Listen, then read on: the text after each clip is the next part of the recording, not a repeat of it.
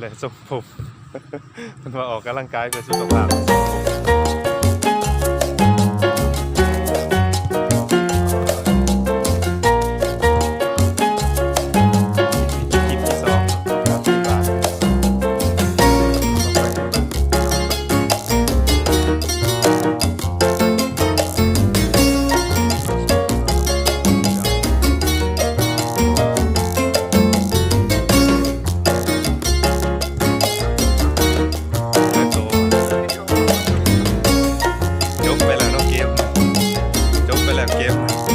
ซื้ออยากได้กว่าทีม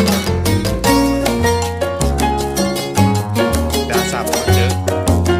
ผสมแอโรเจอกับมุกดาซับผสมแอโรเจอกับมุกดาซับผสมแอโรดัดไป20:7โอเค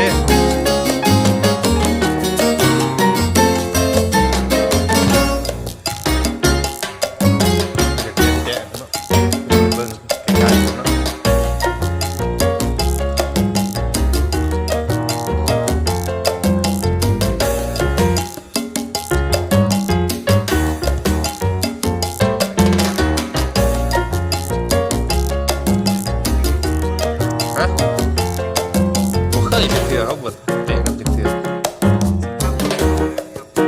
ฮะบ่มีแหละถุงมือถุงนี้มั้งเบิดเลยได้มันขาดครับ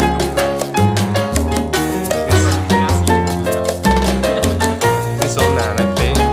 เบิ่งทรงคือสิบ่มืออยู่แต่ละคน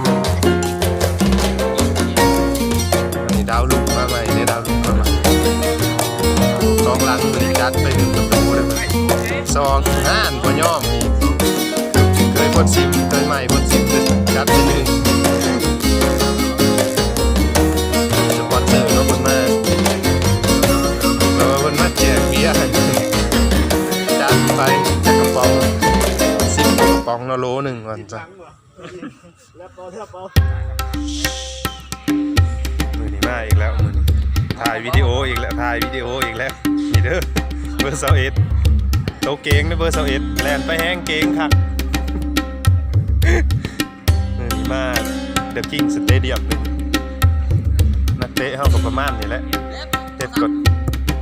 กดจอดแกดแจด